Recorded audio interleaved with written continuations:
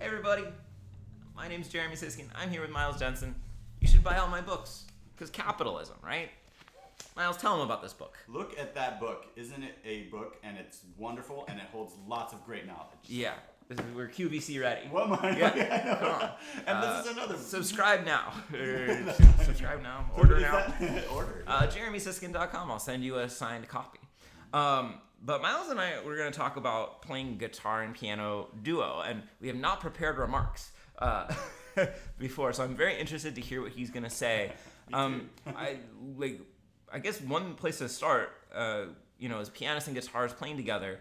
So we made it and posted a video talking about one really simple way to approach it, thinking about a 3-part structure of bass, chords, and melody, and having basically dividing the role. One of us takes 2 of the roles, the other just takes 1. In terms of the great piano and guitar albums that you heard, probably Bill Evans and Jim Hall, Undercurrent is the one that most comes to mind for the majority of the people. They're doing things that are way more complicated than that for the most part. And I would venture to say, in my mind, it's there's just no rule book. People ask well, how do we do it? What's the process? And it's man, we don't know. we're making it up as we go along. Yeah. But you want to name 2 or 3 things that you're kind of thinking about listening for as you play in this kind of a duo setting? In this duo setting in particular, because I do a lot of duo with singers or horn players, and I'd say that's a completely different, totally different thing to address. But with 2 chordal instruments, especially piano and guitar, I feel because there's all the possibilities. It's limitless what we can do, because we can play all the 3 roles if you want to boil it down: melody and chords and then bass. We can both do those at the same time. Jeremy more than I can, because I have only one hand. But in thinking about it that way, I say, okay, what can the piano do? What can I do? And let's find a way to work together. So we can figure out who plays the melody, or you could just go completely loose and just be listening, knowing that we can do those different roles.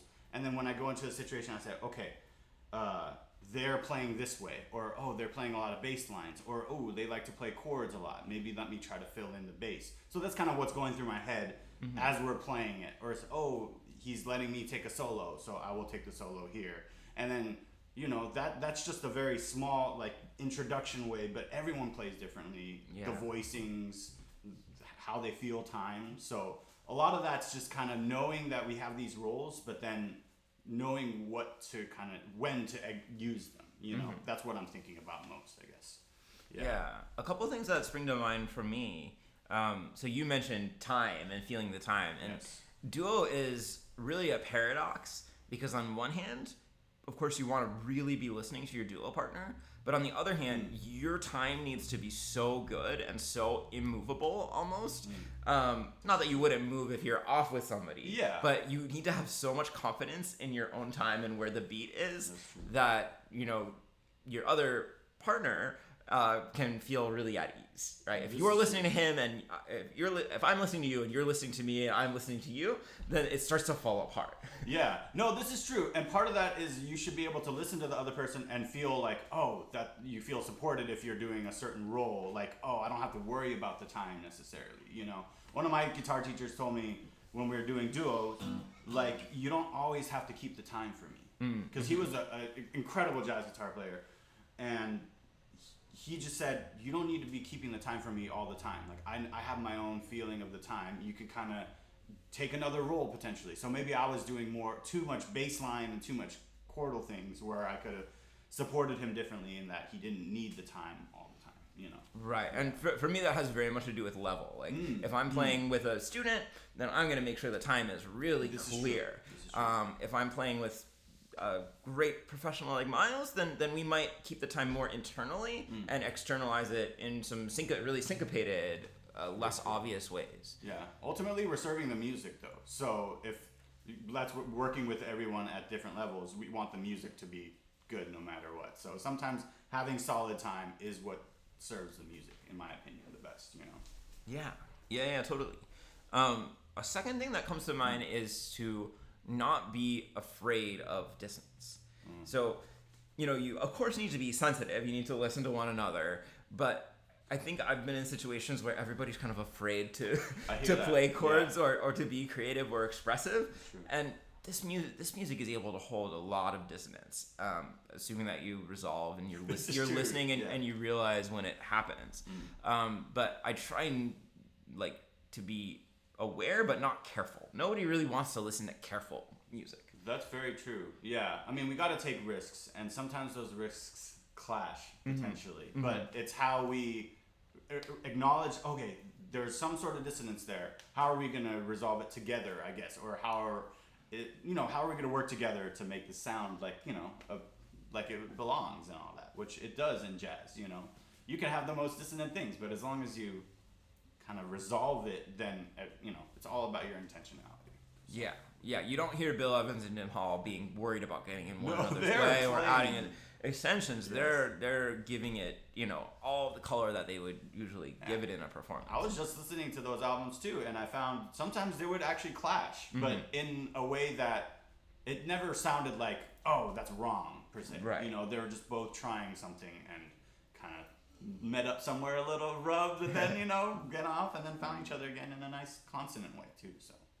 And then maybe a third thing to think about is to not necessarily worry about what's missing. I think in general, that can be a really destructive, I don't know, that's too dramatic of a word, but tendency to think, oh, well, the bass is missing. Somebody needs to be playing a bass line. Oh, somebody really needs to be playing the chords and defining the time because the drums is missing. That's not the way music works, actually. Right? We could have just solo piano or solo guitar. And so when we're playing duo, it's not so much that we're playing without the bass or without the drums. It's maybe you could think of it as like a solo instrument plus another one. It's more like chamber music. So don't think, well, there's no bass, I've got to fill in the bass. And again, this is in a more advanced, kind of sophisticated level. Yeah. Because you don't hear Bill Evans playing a bass line, really. Like, that's not really a thing Bill Evans is doing. He's hanging out more in the middle register, and they're creating rhythm and momentum and fullness in a different way.